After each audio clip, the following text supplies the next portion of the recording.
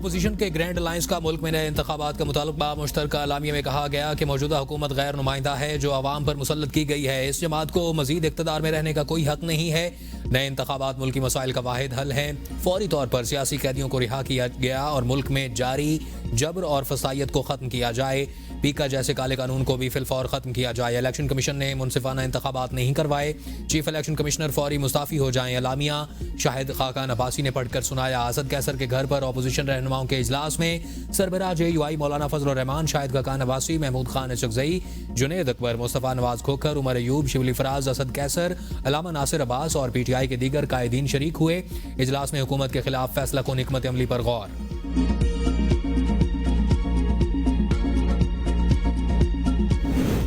फौज PTI के साथ मुज़ाकरात में बिल्कुल शामिल नहीं है। मोहसिन नकवी के अलावा PTI की किसी से बात नहीं हुई। राना सनाउल्लाह कहते हैं कि अली अमीन गंडापुर की हुकूमती अरकान में किसी से बात नहीं हुई। एस्टेब्लिशमेंट ने वाज़ेह कहा कि हमारी अपोजिशन से कोई मुज़ाकरात नहीं हो रहे। अली अमीन गंडापुर से पूछें कि 80% बातें किससे तय हुई। गंडापुर नाम लेकर कहें कि उनकी किससे बात हुई। क्या अफसरान में 10-20 लोगों ने मिलकर बात की? बानी PTI ने सहाफ़ियों और सोशल मीडिया के जरिए खत भेजा। फैसल चौधरी कहते हैं कि बानी PTI ने खुले खत में अपना मौक़िफ़ बयान किया। मैं नहीं मानता कि खुला खत मुतलका इदारों तक नहीं पहुंचा होगा। चेयरमैन PTI बैरिस्टर गौहर ने कहा कि बानी PTI के खत को अगर रिस्पॉन्स आता है तो हम इसका खैर मकदम करेंगे। मैंने अब तक ये खत पढ़ा या देखा नहीं। बानी चेयरमैन ने खत के मदरजात खुद पढ़कर सुनाए और कहा फौज की बड़ी कुर्बानियां हैं। फौजी क़यादत से राब्ते के सवाल पर बैरिस्टर गौहर ने कहा कि एक मीटिंग हुई थी जो अमन व आमा पर थी और इसके अलावा कोई मीटिंग नहीं हुई।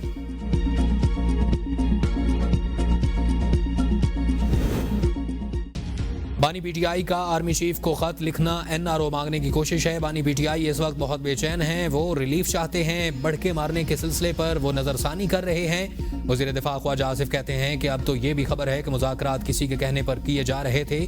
जो लोग उनके साथ तोशाखाना में मुल्ज़िम हैं उन्हीं के कहने पे ही PTI वाले मुज़ाकरात कर रहे थे। उनकी पार्टी तितर बितर हो चुकी है। बानी PTI का खत अपील है कि हाथ हल्का रखो।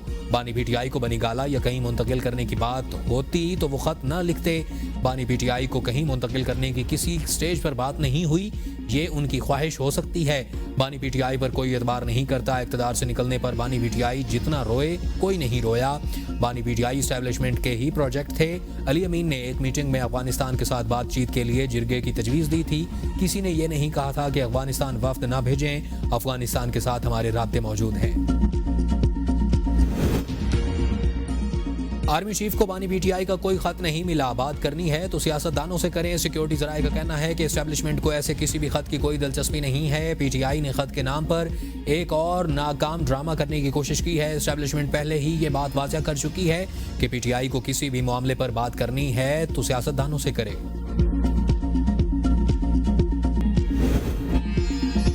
दहशतगर्दों का खात्मा करके ही दम लेंगे। मुल्क और कौम के लिए शोहदा की कुर्बानियां रायगा नहीं जाएंगी। माजी में जो गलत फैसले हुए उनका हाल हमने देख लिया। अगर इन दहशतगर्दों को ना छोड़ा जाता तो ये हालात पैदा न होते। वज़ीर आज़म शहबाज शरीफ का काबीना इजलास से खिताब। कहा बदकिस्मती से जमरूद में पोलियो वर्कर्स पर हमला हुआ। इस वाक़े की मजम्मत करते हैं। ख़वारिज से लड़ते हुए 18 जवानों ने जामी शहादत नोश किया। सिक्योरिटी फोर्सेज ने 23 दहशतगर्दों को जहन्नुम वासिल किया। वज़ीर आज़म ने महंगाई के हवाले से कहा जनवरी में महंगाई की शरह 9 साल की कम तरीन सतह पर आ गई है।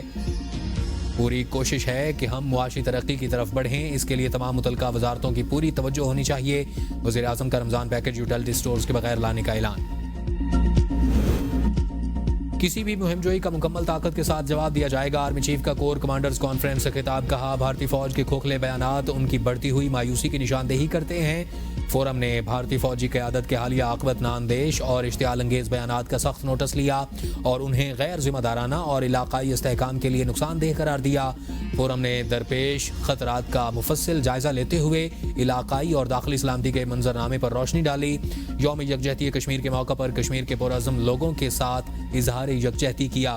गैर कानूनी तौर पर मकबूजा जम्मू कश्मीर में इंसानी हुकूक की मुसलसल खिलाफ वर्जियों की शदीद मजम्मत। शुरका का मादर वतन के अमन और इस्तेहकाम के लिए शोहदाए अफवाज पाकिस्तान, कानून नाफिज करने वाले इदारों और पाकिस्तानी शहरियों की लाजवाल कुर्बानियों की ज़बरदस्त खिराज अकीदत। फोरम का फितना अल खवारिज की पाकिस्तान के खिलाफ अफगान सरजमीन के इस्तेमाल पर इज़हार तशवीश। अफगान हुकूमत से अमली इक़दाम का मुतालबा। आर्मी चीफ ने कहा कि किसी को भी बलोचिस्तान का अमन खराब करने की इजाज़त नहीं दी जाएगी। पाक आर्मी मुल्क की खुद मुख्तारी और सालमियत के दिफा के लिए पूरी तरह तैयार है। इस्लामाबाद हाई कोर्ट के 5 जजेस ने जस्टिस सरफराज डोगर को सीनियर जज बनाने पर एतराज उठा दिया। अदालती जराये के मुताबिक 5 जजेस ने सीनियरिटी लिस्ट के खिलाफ representation chief justice high court को भिजवा दी।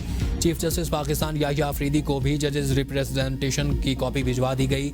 रिप्रेजेंटेशन भेजने वालों में Justice Mohsin Akhtar Kiyani, Justice Tariq Mahmood Jahangiri, Justice Babar Sattar, Justice Ejaz Ishaq और जस्टिस सिमन रिफत इम्तियाज शामिल। जस्टिस गुल हसन औरंगजेब, जस्टिस अरबाब ताहिर का अलग से रिप्रेजेंटेशन फाइल करने का इम्कान। कहा गया कि जजेस रिप्रेजेंटेशन के मुताबिक जज जिस हाई कोर्ट में तैनात होता है उसी हाई कोर्ट के लिए हलफ लेता है।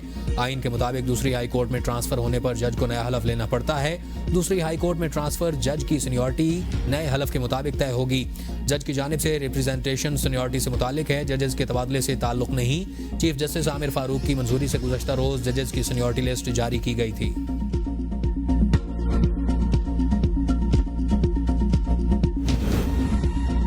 इस्लामाबाद हाई कोर्ट में 3 नए जजेस के आने के बाद इंतजामी तौर पर मजीद बड़ी तब्दीलियां। जस्टिस मोहसिन अख्तर कियानी को हटाकर जस्टिस सरफराज डोगर ATC और एहतसाब अदालतों के इंतजामी जज तैनात कर दिए गए। जस्टिस मोहसिन अख्तर कियानी इससे कबल ATC एहतसाब अदालतों के इंतजामी जज थे। चीफ जस्टिस आमिर फारूक की मंजूरी से ऑफिस ऑर्डर जारी। Justice Arbab Mohammad Tahir FIA courts के इंतजामी जज तैनात। Justice Saman Rifat Imtiaz banking court की इंतजामी जज होंगी।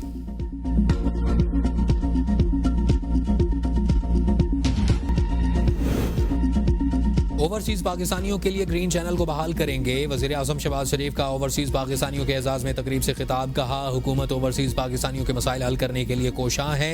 ये जो महफूज धरती है इसके पीछे वर्दी है। शानदार गीत है। पंजाब में ओवरसीज पाकिस्तानियों की फलाह बहबूद के लिए एक इदारा काम कर रहा है। आपकी जायदादों को महफूज बनाने के लिए इक़दाम कर रहे हैं।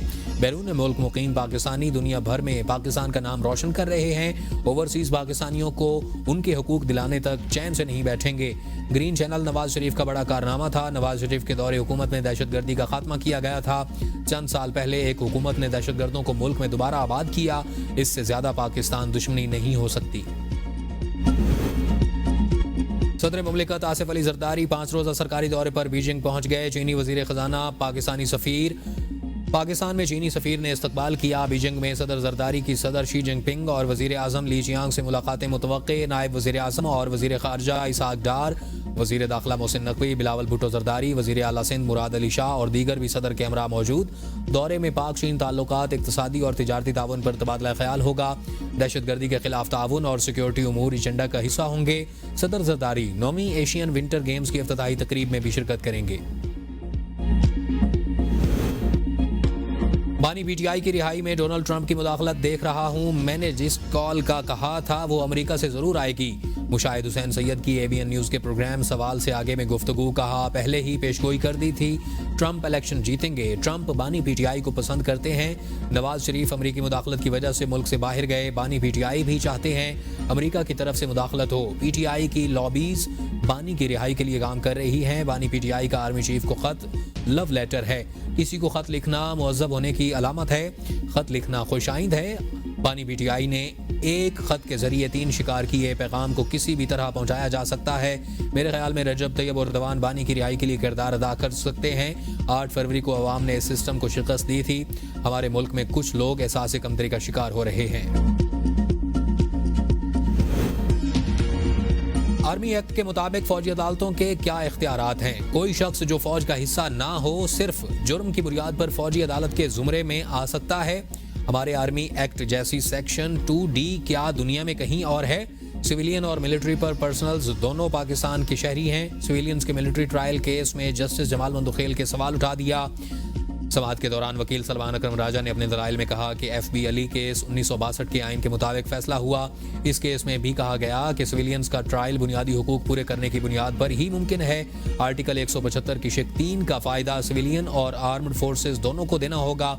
आर्म्ड फोर्सेस को उकसाना और जुर्म का ताल्लुक डिफेंस ऑफ पाकिस्तान से मुतालिक होने को नेक्सिस कहा गया। जस्टिस मोहम्मद अली मजहर ने इस्तफसार किया कि FB अली खुद भी एक सिविलियन ही थे, उनका कोर्ट मार्शल कैसे हुआ? आर्मी एक्ट का इतलाक उस वक्त होता है जब सिविलियन आर्म पर्सनल को उकसाने की कोशिश करे।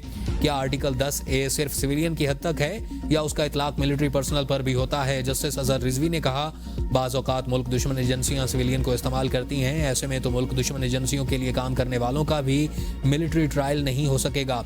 सलमान अकरम राजा ने कहा, हाँ, FB अली केस को ऐसे पढ़ा गया जिससे अलग अदालत कायम करने की इजाज़त देने का तासुर कायम हुआ हो, और अजीब बात है, ब्रिगेडियर रिटायर्ड FB अली को ज़ियाउल हक ने मिलिट्री अदालत से सज़ा दी, फिर वही ज़ियाउल हक जब आर्मी चीफ बने तो FB अली की सज़ा ख़त्म कर दी।